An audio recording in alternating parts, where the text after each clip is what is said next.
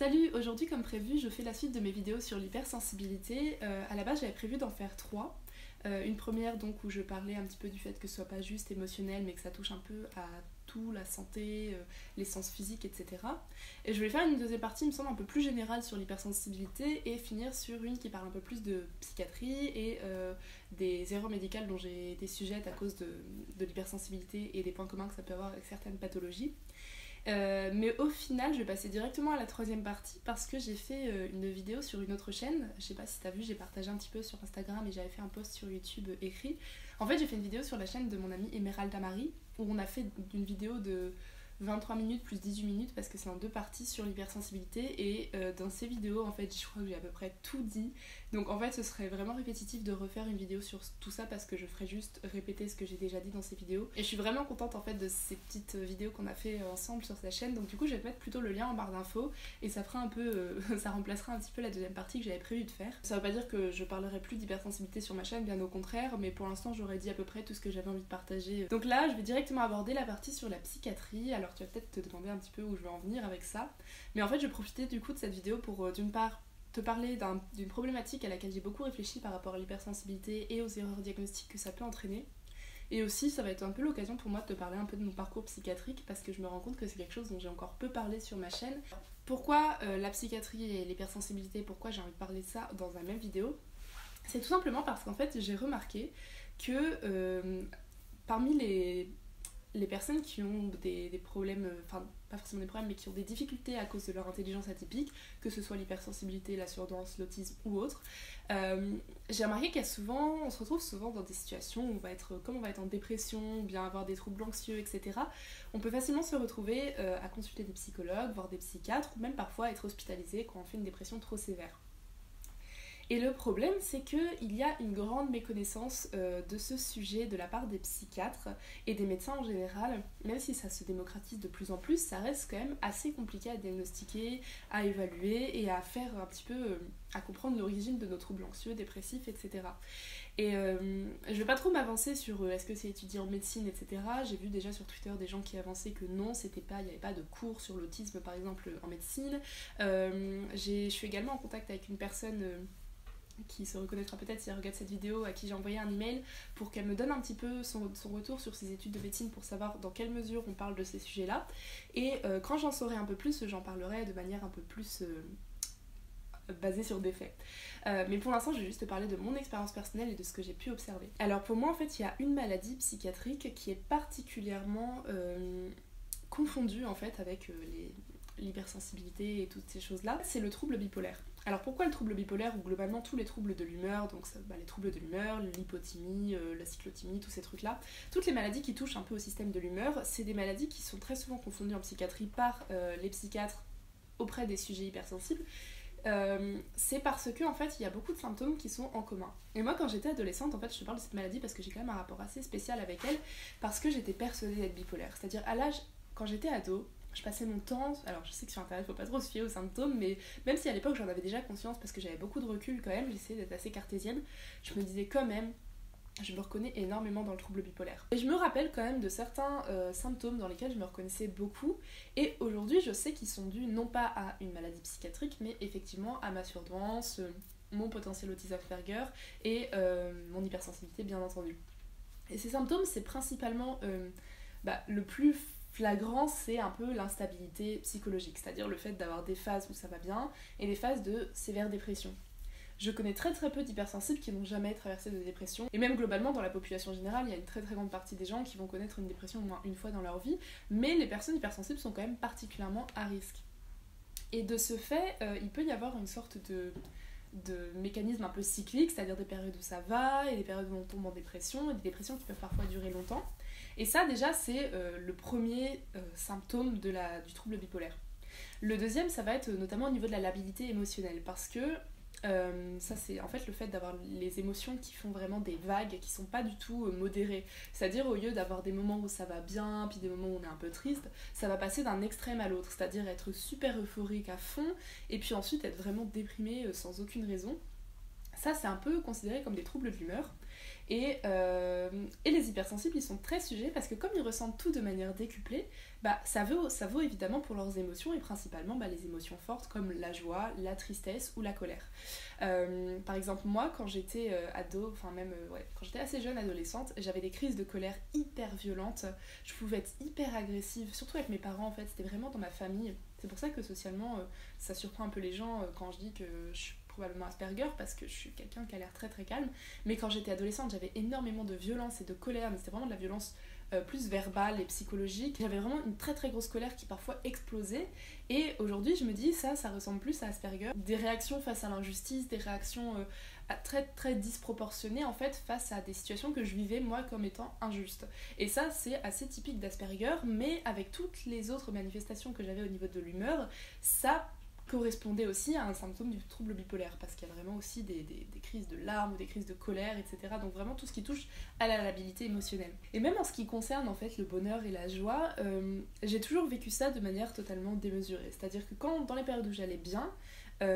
ça m'arrivait d'avoir vraiment des phases d'euphorie, et j'avais un comportement vraiment qui ressemble à ce qu'on appelle la phase maniaque dans le trouble bipolaire, c'est-à-dire des symptômes comme un peu le côté un peu irréel, c'est-à-dire on a l'impression de pas trop connaître nos limites, de vouloir les dépasser, d'avoir l'impression que tout va nous réussir, d'être un peu trop confiant, de croire qu'on peut tout faire, que ça va forcément bien se passer, de prendre du coup un peu des risques inconsidérés ou de faire des grosses dépenses, faire un peu des paris sur la vie qui peuvent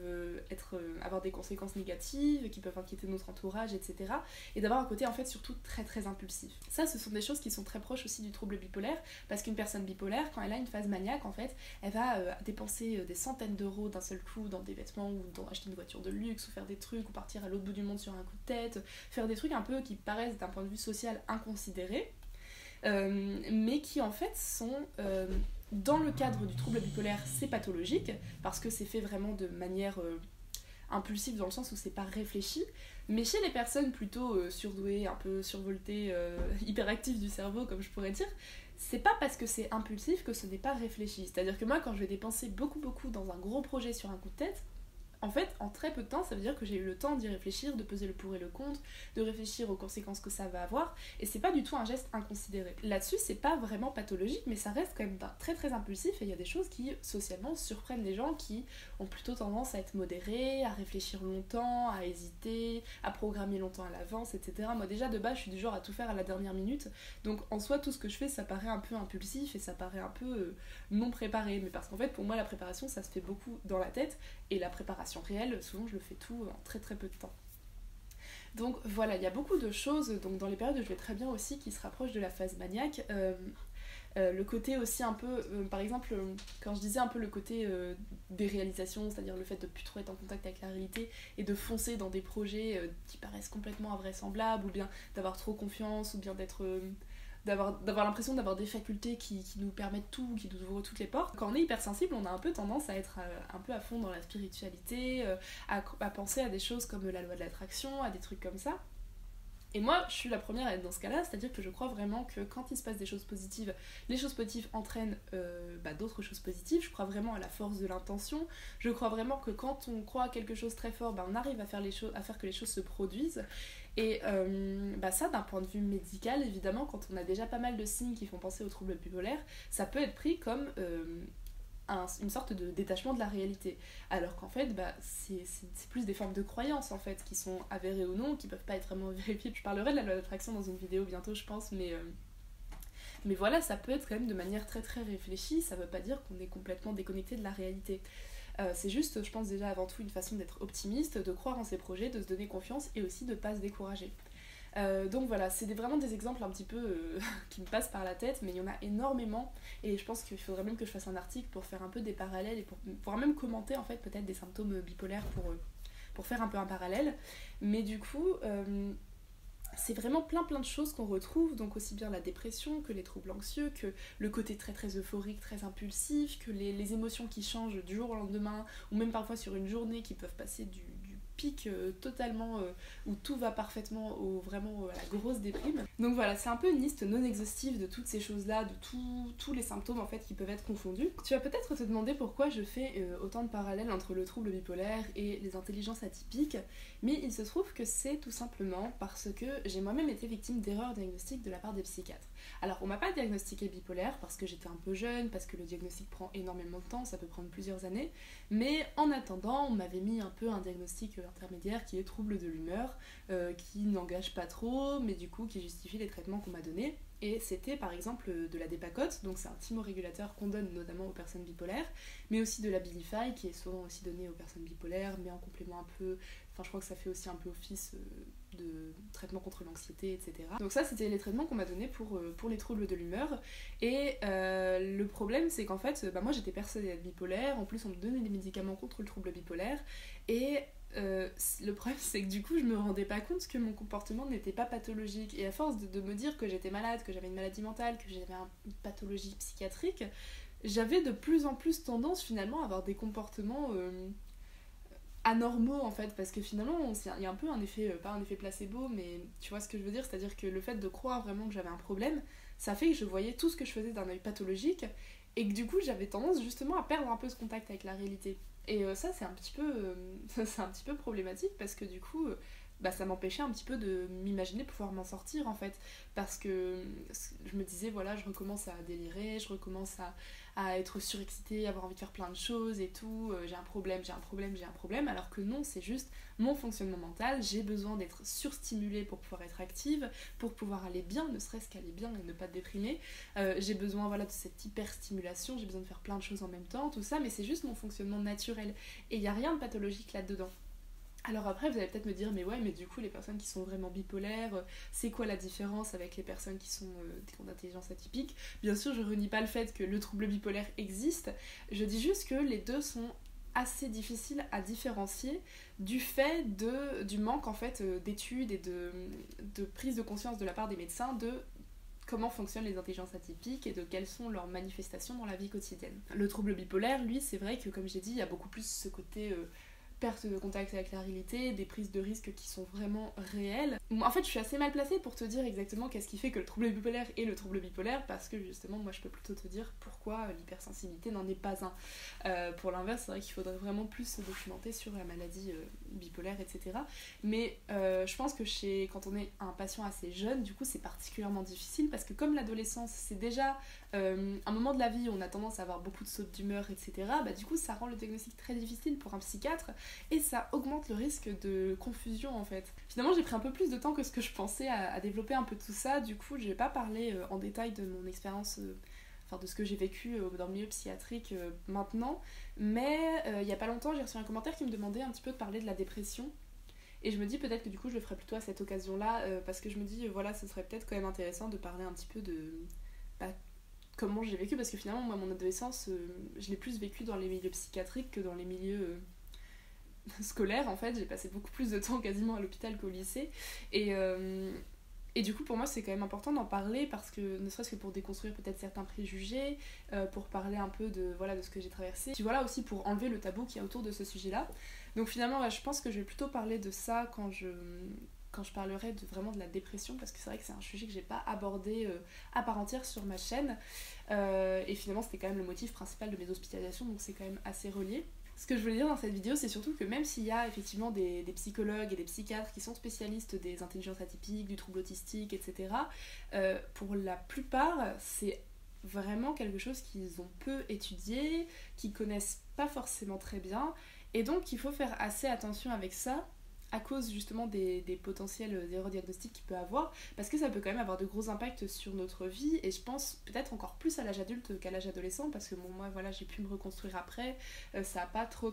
influencé ma vie, etc. Mais je pense que si on commence à l'âge adulte à prendre, ou même si on en prend depuis l'adolescence et qu'on continue de prendre des traitements, faut pas oublier que c'est quand même des choses qui sont très néfastes pour l'organisme, et je pense surtout quand on n'en a pas besoin. Je pense qu'au niveau de l'humeur, déjà que c'est pas forcément facile à gérer quand on a ces petites différences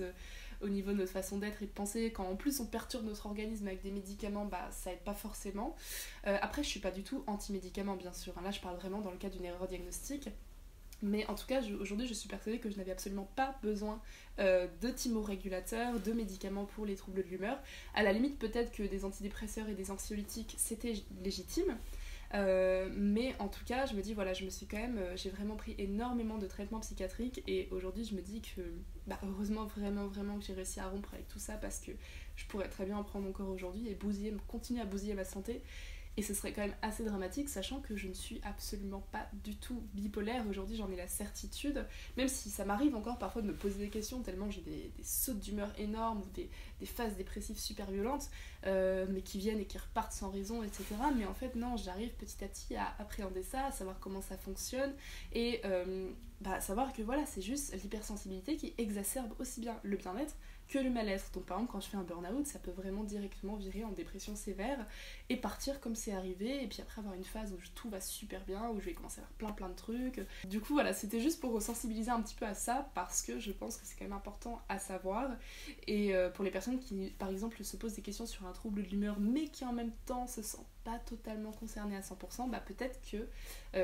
les problèmes des intelligences atypiques peuvent être un peu une réponse. J'espère que cette vidéo vous a intéressé. Je vais continuer à me documenter un peu sur tous ces sujets-là parce que j'aimerais bien pouvoir les aborder plus en détail sur ma chaîne à l'avenir. Je te souhaite une très belle journée et je te dis à bientôt.